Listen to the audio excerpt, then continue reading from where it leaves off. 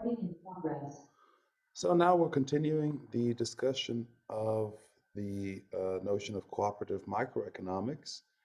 And in this video, I wanted to start now actually investigating uh, this using the architecture that we've developed now and the concepts to analyze the cooperative principles that were established by the International Cooperative Alliance and updated in 1995.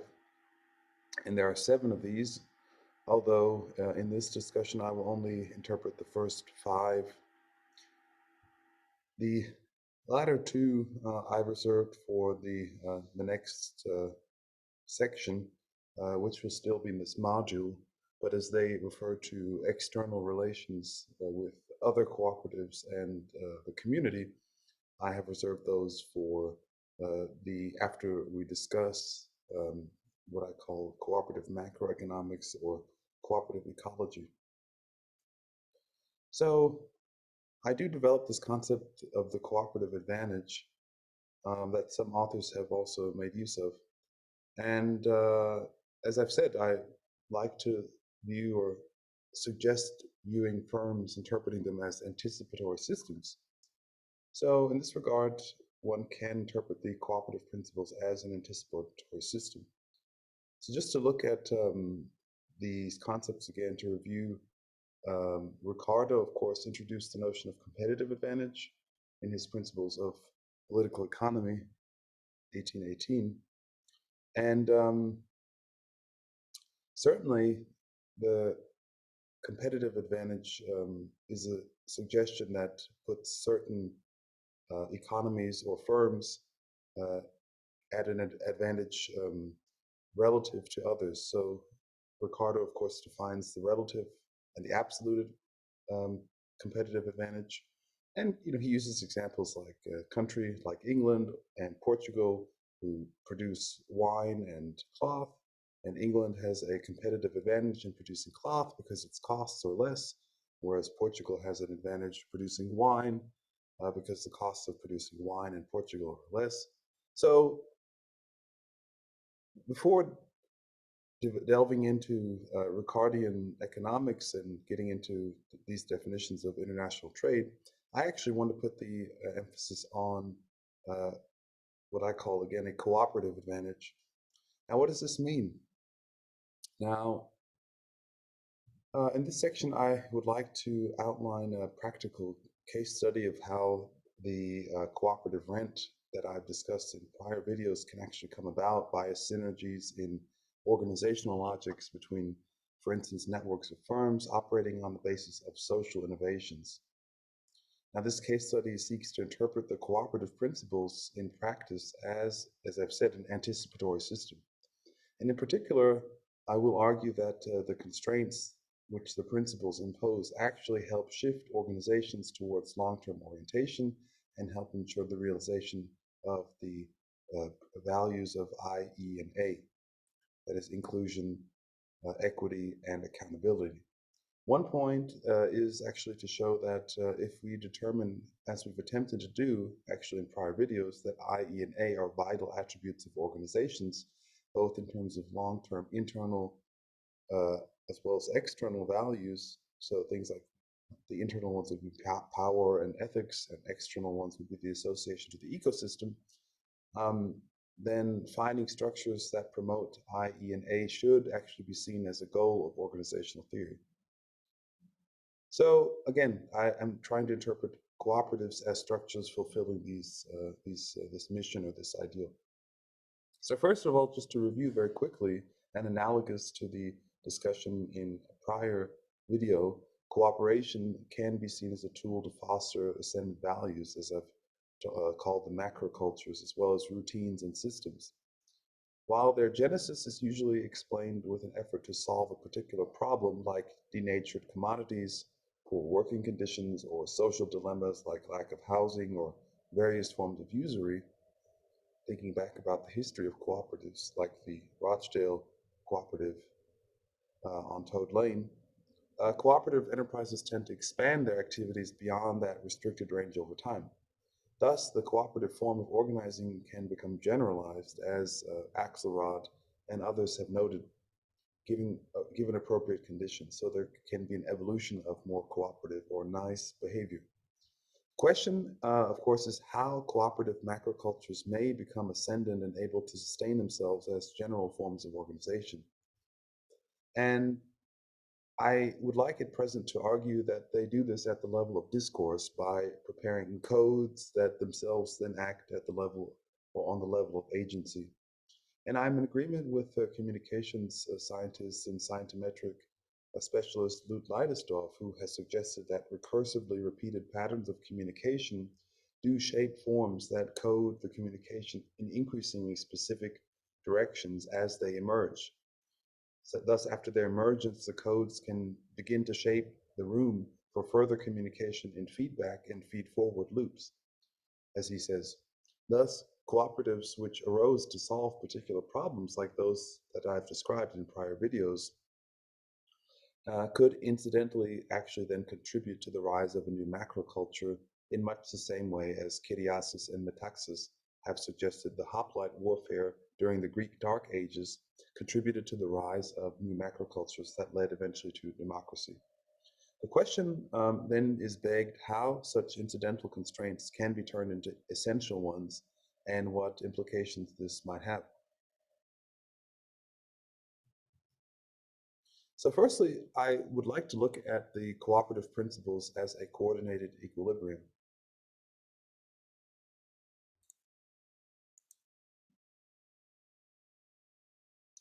So the International Cooperative Alliance, or ICA, is the movement's umbrella organization representing international and national cooperative organizations from all sectors of the economy, including agriculture, banking, consumer, fisheries, health, housing, insurance, and workers, is responsible for establishing the mission and objectives of its members from 100 countries representing 1 billion individuals worldwide, including 100 million people who work for cooperatives locally.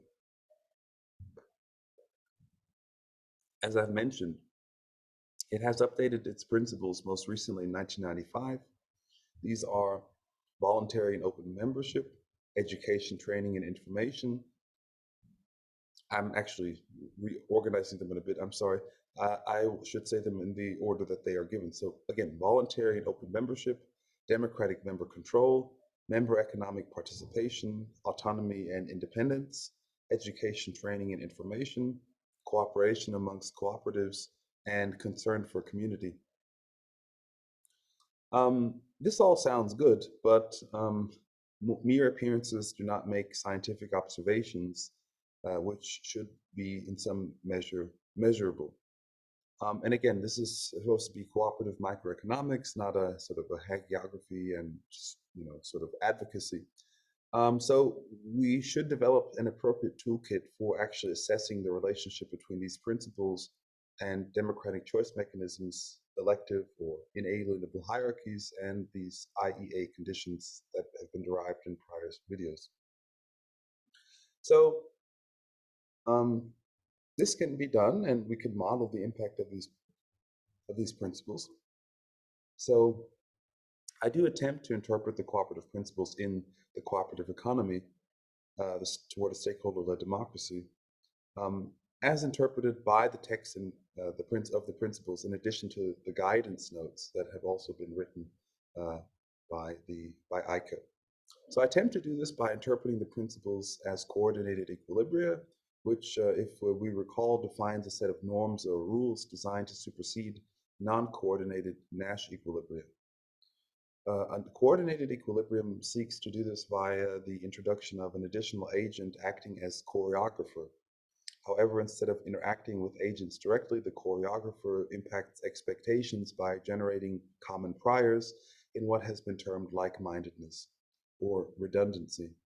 These expectations, which obviously are influenced by logic such as cost earnings as well as the cooperative principles themselves, exist as a regime, as Leidesdorff refers to it as. Cooperative enterprises are the carriers of the principles, which, as described in prior videos, generate particular social innovations that increase the ability, willingness, and duration of cooperation. Thus, while individual cooperative enterprises are formally autonomous, trajectories are endogenous to firms as routines. So they can take these on and apply them as they see fit. And in many extents, they can be seen as self-evident on the level of the firm. Thus, we can actually consider cooperation a logic in addition to the logic of profit maximization, regulation, or the generation of technical innovations. These are all also logics. And cooperation interacts with these other logics and is the conduit by which second order feedback effects on and between the others occur. Now, these feedback effects result in synergies and the realization of higher frontiers of potentiality. Now, I depict this in, again, chapter 7 of the cooperative economy. And in fact, all of this means that the same event, say a particular change in national policy or a an economic up or downswing, can have different meanings with reference to each of these selection environments. That is the selection environment of cooperation, profit maximization, market transactions, however you wish. Whether we're discussing novelty generation, regulation, or cooperation, and again, it can have different meanings at the intersection of these logics. And at that intersection, what Leidesdorff calls a regime emerges.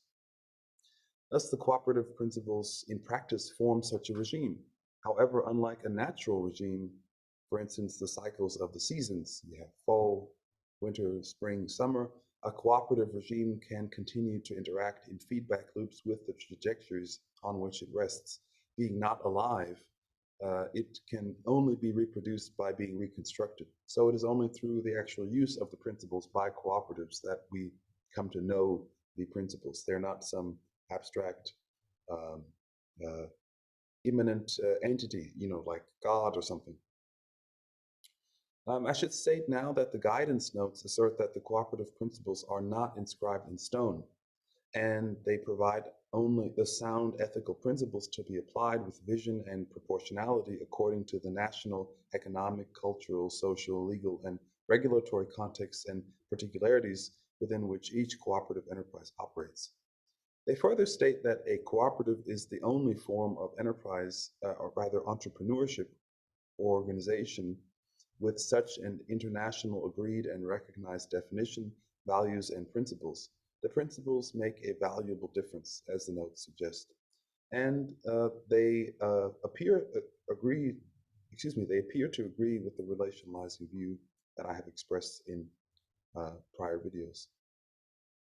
So to begin with, I'd like to start by interpreting Principle 1, which is open and voluntary membership.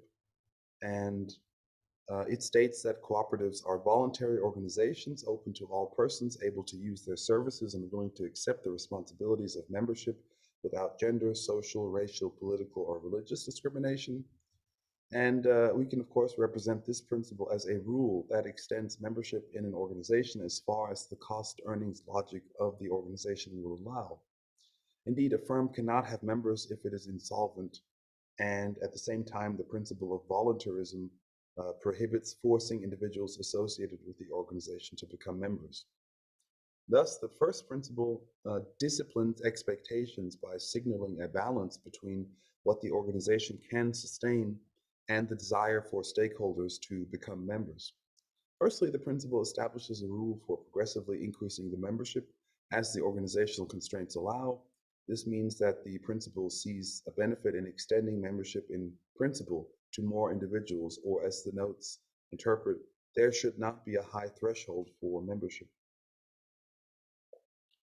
This places it in line with the normative, progressive ideal of democracy outlined in Module 1.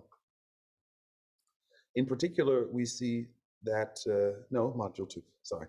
In particular, we see that in the kernel of, for instance, Solon's reforms of extending the domain of membership in the polity, and talking about Athens now, that culminated in Cleisthenes' democratic reforms. As such, the principle represents a central democratic value, inclusion. Moreover, the I value. Moreover, it clearly places a premium on non-discrimination, which, as we've discussed in prior videos, is an important prerequisite for democratic choice as well. However, the principle is clearly based on a commitment to non-dictatorship, as the notes emphasize that people cannot be made to be cooperatives. It is a voluntary act to join and to be involved with others to achieve shared economic, social, and cultural needs and aspirations. Thus, the notes assert, in accordance with our discussion of Gierke's notion of Genossenschaft in the prior um, module, that the right to freedom of association, also in keeping with Gierke's assessment of rights as being associated with duties, remember, no right without duties, the principle mentions the responsibilities of membership. Here, the guidance notes state membership responsibility requires constant emphasis, but they should be borne by members freely and willingly. The guidance notes spell out the implications in the following manner. Some cooperatives have experience of members who want to be members and share the benefit of membership when market conditions are good, but who are not willing to accept the responsibilities of participating as members when the market for their goods and services is bad. Such members may be reasonably excluded or expelled from membership because by their actions they have shown that they are not willing to accept the responsibilities of membership. As we can see, open and voluntary membership is also not a carte blanche. Members who fail to fulfill certain duties can be excluded from the cooperative. Thus, I can represent the following model by representing how a voluntary extension of membership on an open basis can increase general welfare and also strictly economic outcomes in the sense of firm output. There are many ways to dynamically represent both the open and voluntary nature of cooperative membership. My suggestion is to return again to the equation that was developed by Sacchetti and Bozaga towards the total costs, and also the ratio of inclusion that was derived from that equation, which puts the costs of membership in with respect to the benefits of inclusion. That is the ratio of inclusion. For a description of that equation, look down in the description of the video, and on the side it should be also accompanying the video, and it should actually be in the second video of this module, as well as in chapter 6 of the Cooperative Economy, where it is actually equation 612. The question now is how to model the responsibility that membership ordains in members in such a way to develop a measurable anticipatory system based on this model. As there does not appear to be an objective measure of an adequately responsible member, and the idea of members who want to be members and share the benefits of membership when market conditions are good, but who do not want to accept the responsibilities when they are bad, doesn't seem to be an objective measure of that. One must move up a level from agency to reflection or discourse, arguably. At that level, the organization's stakeholders are obliged to democratically weigh the logic of open membership itself, a reflection of the benefits of cooperation, with the impact of the going concerns cost earnings logic. So open membership must therefore be counterbalanced with the durability of the organization's total relations. Thus, the solution to this quandary is to develop a causal equilibrium based on the anticipation of a majority, that is 50% plus one of the membership. And I do this in the cooperative economy, that is equation 7.4. You see a causal diagram. Um, I will not go into the precise details here, as there's other things to describe, but in the end, it does look as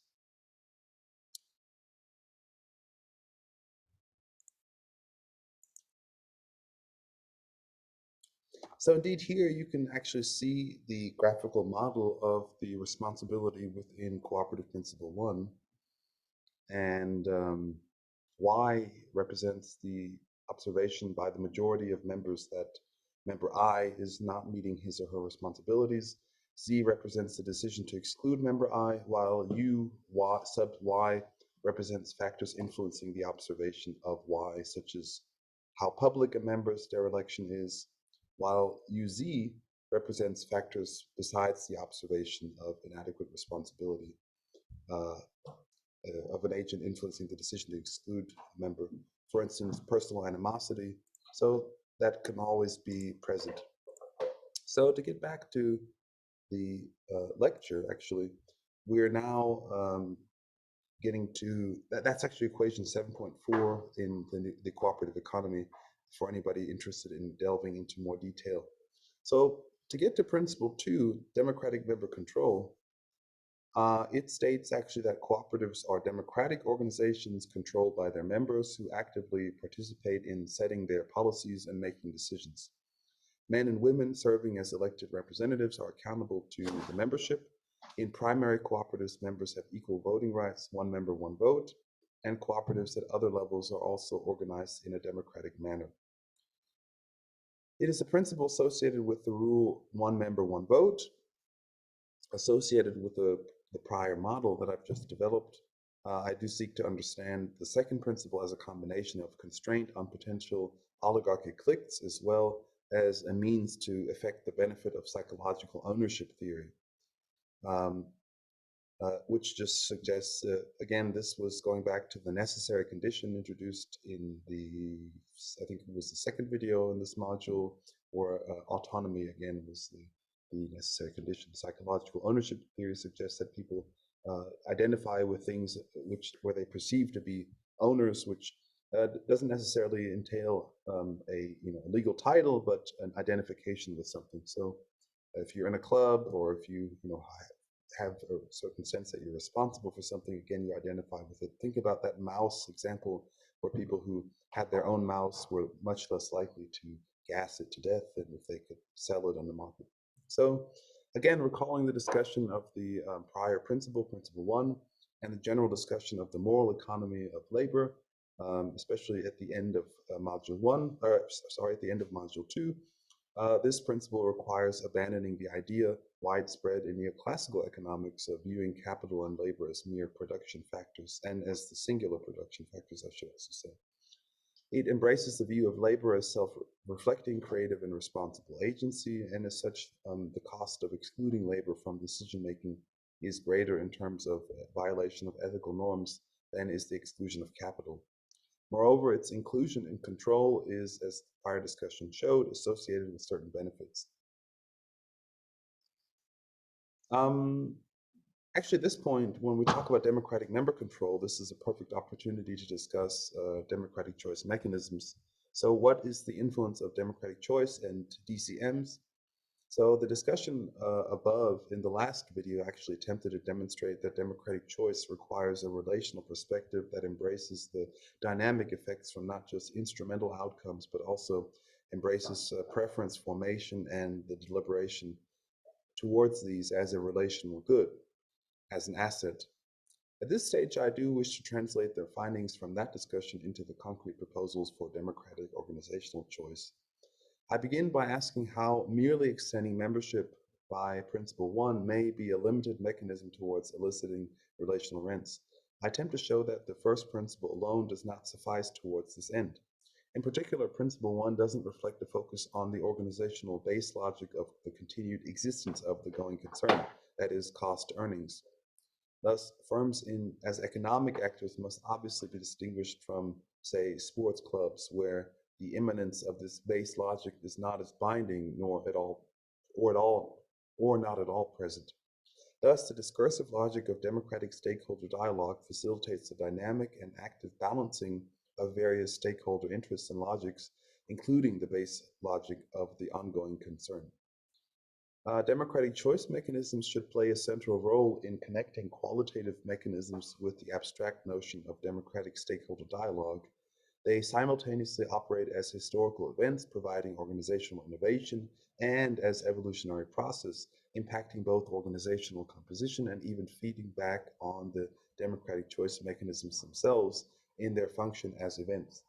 This renders knowledge of suitable frameworks for selecting and applying democratic choice of vital importance. So, as opposed to merely assuming the primacy and legitimacy of voting, our discussion of democratic choice mechanisms in the prior uh, video showed that the consensus is in fact that the ideal that consensus is in fact the ideal type of democratic choice mechanism. Thus, organizations employing a relational perspective, however large or small, should maximize the application of discourse ethics and consensus in as far as their position respective to market forces, a term that I introduce in the next set of videos, um, in that market forces impact the latter's cost earnings dynamic allows for this. Evaluations of this possibility must be made transparently. The heuristics which may be employed as rules of thumb in this respect appear to combine two of the models introduced in the prior, in the first set of videos in this chapter. That is the O value, the introducing this equity indicator as well, um, and again, using the O value and the equity indicator, we can use them as dynamic measures of the degree of democratic member control. I've already shown in prior videos how this is possible.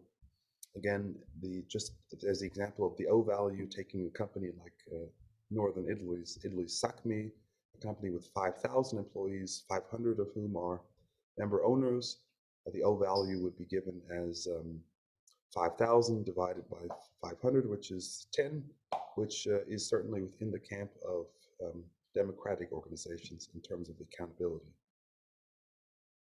The best way to employ these measures is to view organizations longitudinally and establish whether a particular organization, in this case SACMI, is moving closer or further from the democratic ideal, and if the latter, to engage in reflection as to what measures can be employed to change course. With respect to such transformational goals, and these can be interpreted as missions following Mariana Mazzucato, democratic choice mechanisms and ensembles thereof appear desirable. For instance, missions involving leadership development where common knowledge about members' resources, for instance, and needs is not forthcoming, rotation or sortition in such situations can be usefully combined with consensual approaches to fruitful ends. Moreover, sortition may be desirable as a solution to double binds in the language of Gregory Bateson, such as the example of two equally viable parliamentary candidates that was discussed in a prior video. In other situations where transaction-specific expertise is critical, sortition may be less desirable and a rotation or consensus mechanism such as sociocracy between key advisors may be more fruitful. So we can see from this that different democratic choice mechanisms have particular strengths and weaknesses with respect to particular functions and contexts. For instance, as discussed above, voting was described as a snapshot. Thus, its efficacy as initiator of innovations is likely limited. Where voting may be more useful, however, restricting its use to confirmatory roles, such as amongst the Cherokees, appears desirable. With respect to central questions of leadership selection and issues of strategic management, a combination of sortition and consensus, as was seen in the Florentine and Venetian republics, may be desirable. Each has a benefit to offer and simultaneously features shortcomings. For example, um, consensus can be time-consuming and may be prone to issues of peer pressure and oligarchization.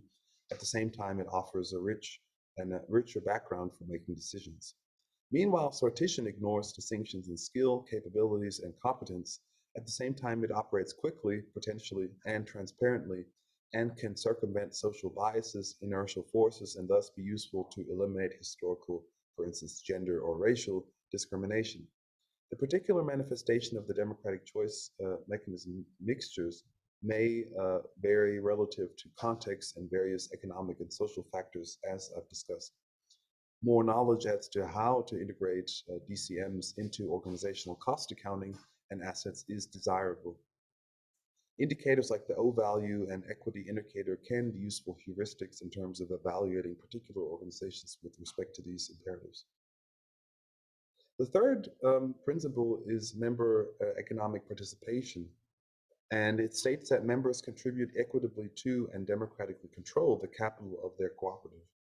At least part of the capital is usually the common property of the cooperative. Members usually receive limited compensation, if any, on capital subscribed as a condition of membership. Members allocate surpluses for any and or all of the following purposes: developing their cooperative, possibly by setting up reserves, part of which at least would be indivisible, benefiting members in the proportion to their transactions with the cooperative, and supporting other activities approved by the membership. The notes state that this principle is the most sensitive and challenging part of the cooperative principles, though not necessarily the most important.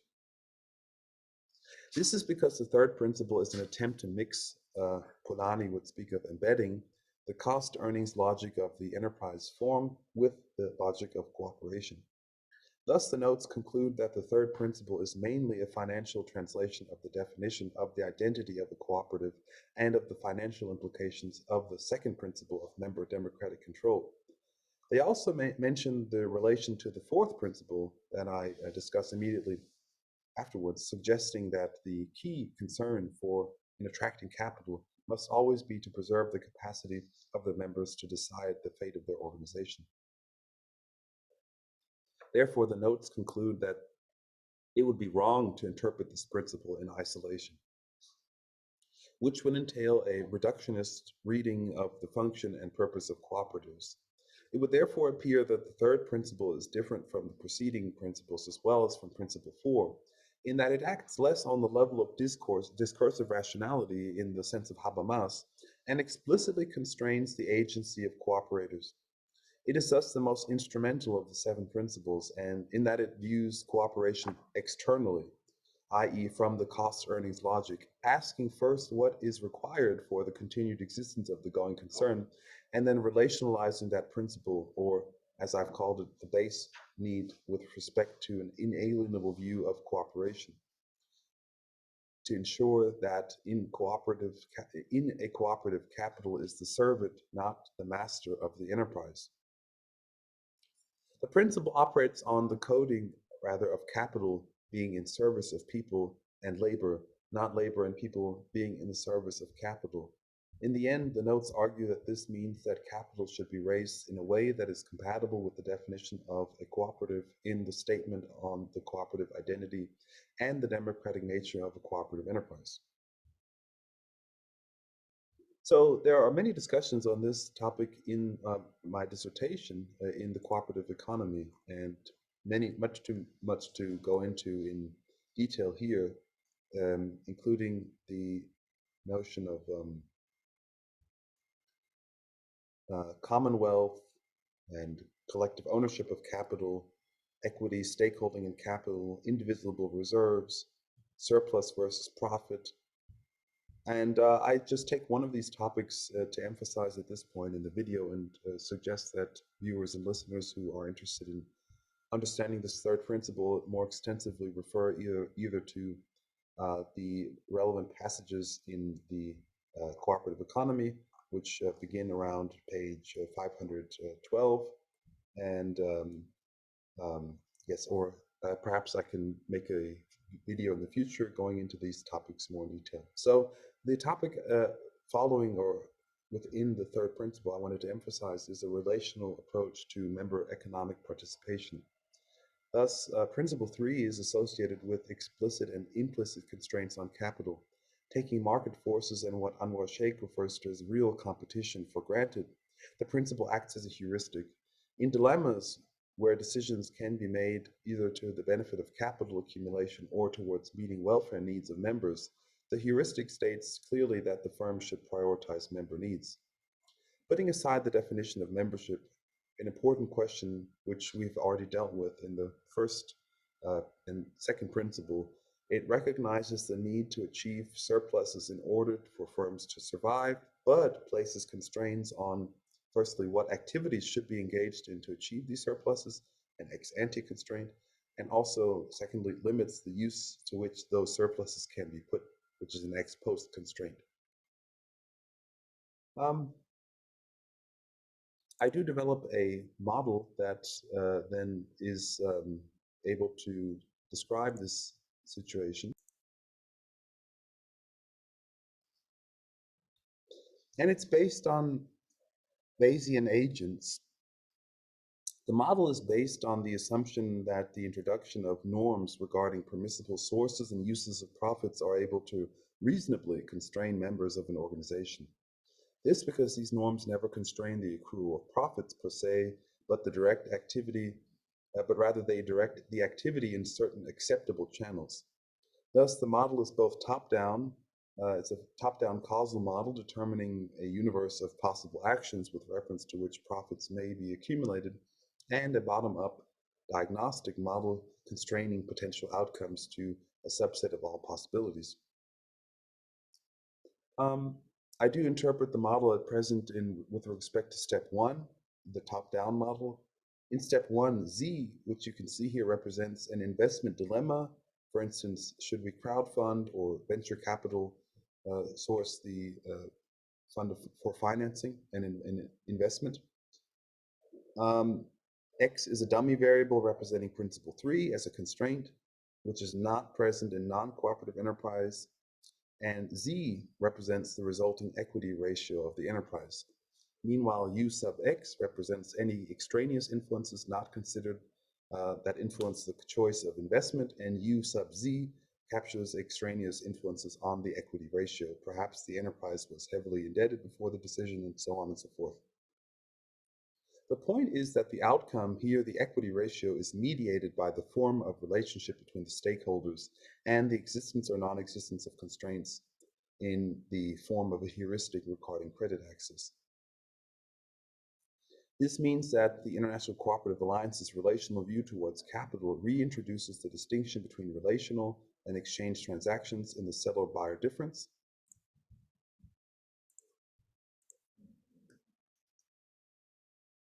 In order to describe the cooperative resources and property rights found amongst stakeholders, and it carries this out without explicit reference to a framework of contested exchange or a principal agent framework with respect to lender and debtor. Contractual capital relations involving specifically investing stakeholders represent, from such a perspective, incorporeal or intangible property. This refers to the entries in the balance sheet that are denoted with outstanding claims to and debts of performance, and which what include the financial burden of debt. In contrast, those elements listed as equity are, in keeping with John Common's, intangible property, and for the purposes of relational economics, they represent access to relational goods that can be privatized and are valuable to the organization for future collaborative activities. Thus, the relational perspective to creditor-debtor relations, which I do argue is entailed in ICA's third cooperative principle, does not entail merely a unique application of relations to capital. In fact, it entails a different notion of the capital form from the standard neoclassical approach from economics and finance theory. This has been referred to as relational capital, which refers to transactions which take into account ex-ante valuations of future collaborations for the purpose of shared value creation, while the assessment of the corresponding money debt is included as a liability.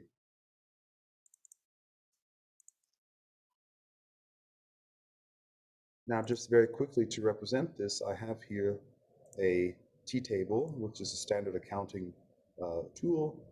And we see here there is a firm and there's a creditor, and the firm has a certain debits and credits. And of course, these form assets and also receivables for the creditor. So you see that the credit is the asset of the firm and the receivable of the creditor, and vice versa for the debits. At the same time, I have a second T-table where this relational approach is included. And here, in fact, it is the credits that are still the assets of the firm and the liability of the creditor. And however, instead of having the debits on the other side, we have the relationship as the asset of the firm it's the liability of the firm and the asset of the creditor.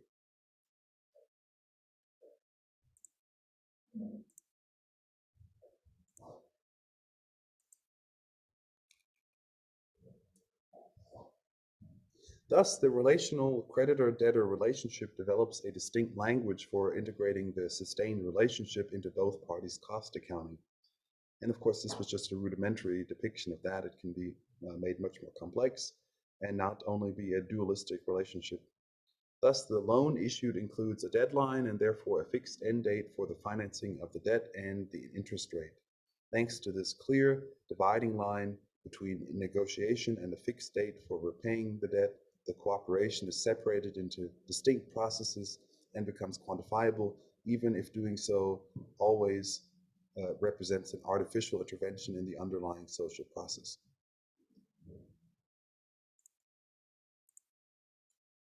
The fourth principle is autonomy and independence. It states that cooperatives are autonomous self-help organizations controlled by their members. If they enter into agreement with other organizations, they, including governance or raise capital from external sources, they do so on terms that enable or ensure rather democratic control by their members and maintain their cooperative identity and autonomy. This principle is in fact an emergent property of the first principle. It extends the idea of voluntary participation to interactions with external shareholders or organizations. As such, it serves as a bridge between the first and sixth principles, the latter of which I will discuss in a next subsequent video. And similarly, the principle also relates to the third principle with its constraint on capital returns. In this vein, it seeks to ensure that cooperatives do not become dependent on capital suppliers, which may violate the third principle. The principle perfectly captures the interaction between historical organization and discursive logics in the sense of Leidesdorff, in that the principle contains both historically determinative features as well as discursive effects that feed back upon organizational governance. Thus, it signals a particular regime or typology, such as consensus, and impels routines derivative of this regime, that is, discourse. The historical features can be adduced by reference to the following quotes from the notes. Early cooperators concluded that it was no use waiting for governments or those in possession of wealth and power to bring about fundamental change in the circumstances of those living in poverty.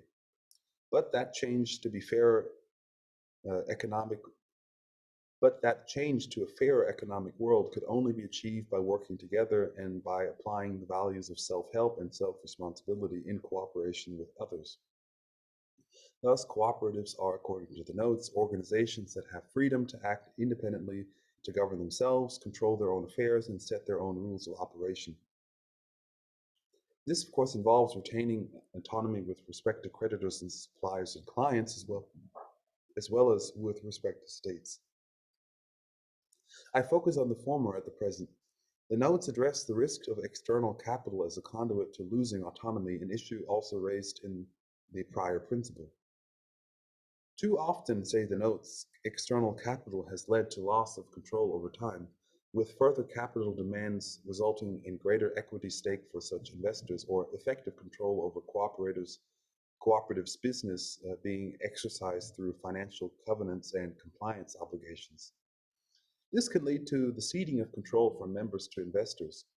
In such situations, member sovereignty can be illusory, with real strategic or operative control being in the hands of investors.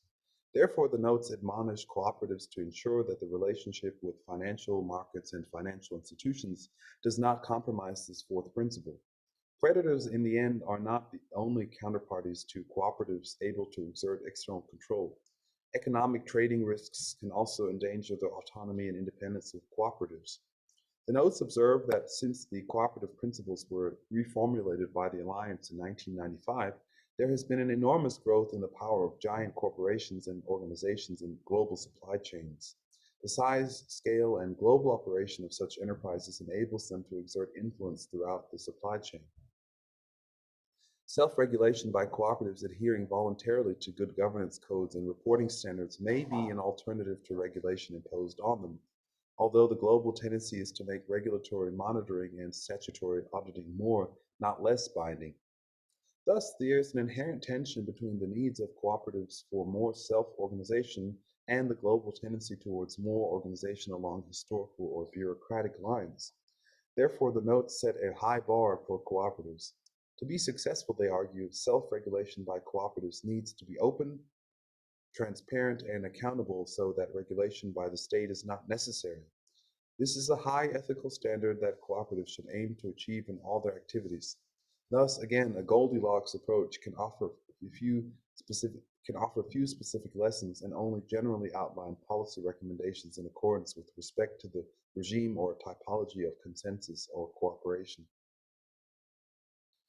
The fifth principle, and the last one that I will describe today, is in this video rather, is education, training, and information.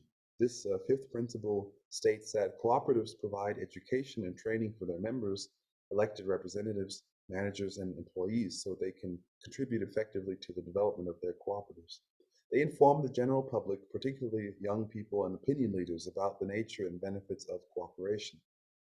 In part, this principle can be seen as to relate to the second part of the third principle, constraining what organizations do with their profits. That is, they should invest in education. And furthermore, it can be seen as a second order value or principle that acknowledges the roles of socialization and competence, such as moral competence, in effectively governing via democratic choice mechanisms. The notes remark that the original rules of conduct of the Rochdale Pioneers, published in the Pioneers' Annual Almanac, required that a definite percentage of profits should be allotted to education. Indeed, as the notes continue, the commitment to education has been one of the cooperative movement's core principles since they were first formulated. This in particular, as education was fundamental to transforming lives. As an example of this, of course, we can take Robert Owen's case, who, of course, emphasized education strongly in his enterprises. The notes describe the influence of early cooperatives like Robert Owen, Hollyoak, and William King on pioneer examples like the store on Toad Lane in Rochdale, commenting that the Rochdale pioneers developed ideas rather than initiated them. This again points to the cooperative advantage being in relationalizing as innovation. Moreover, the Rochdale pioneers also practiced what they preached. After winning control over the building where their cooperative was housed, they changed the first floor into a reading room for members. The notes emphasize that education was not only pivotal in instituting the first examples of cooperation, that is, a phenotype, but also vital in expanding the genotype of cooperation, which requires willingness to share experience and learn from earlier successes, failures, and setbacks. Thus, education was and remains the lifeblood of all cooperatives and a driver of cooperative development, say the notes. Education, as the notes point out, is an infinitely expandable and applicable process involving multimedia, organizational partnership, and both formal learning combined with informal learning from practical experience, remains essential in building successful cooperative business today. In particular, as the cooperative movement is not a rules-based movement, but a values and principles-based movement, therefore, cooperatives ignore the responsibility of providing education and training for their members, elected representatives, managers, and employees at their peril. This should remind viewers and listeners of the discussion of moral competence in the prior videos. There we learned actually that following certain principles requires not only knowledge of the principles, but also the ability to distinguish right action and to dynamically treat situations with those principles in mind. Education, and particularly moral education, are therefore clearly central categories for cooperative enterprise, essential not only to enable the development of a successful and sustainable cooperative enterprise, but not simply inward-facing to members, elected members, managers, and employees, but outward-facing too. Moreover, education, as defined by Principle 5, the notes remind us, is an activity encompassing three distinct ingredients: education, training, and information.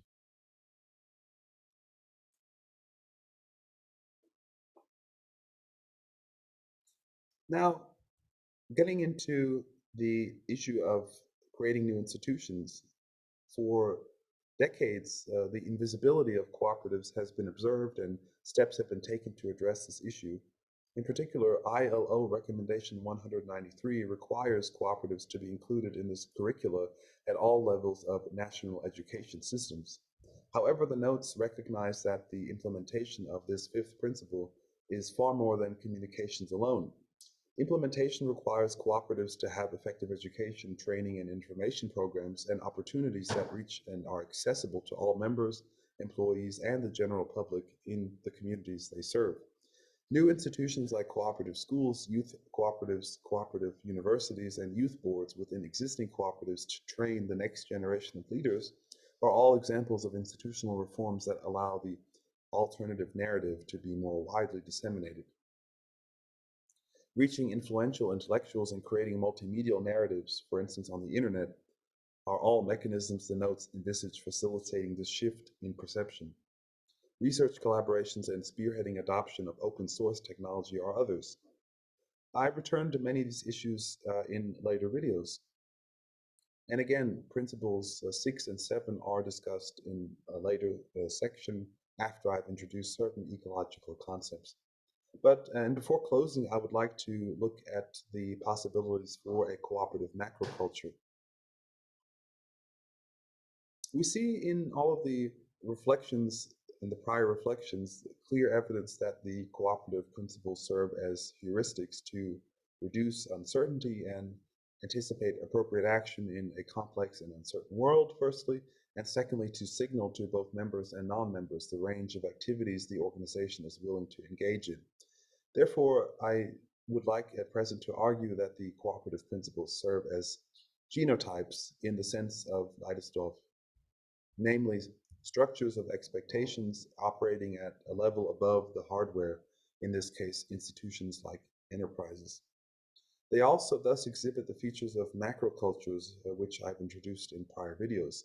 By constraining individual and organizational agency and by offering heuristics as to appropriate actions and dilemmas, by coding particular trade-offs in a manner in keeping with certain ethical and moral values, and so on. They provide for generalized routines that organizations can easily or readily adopt.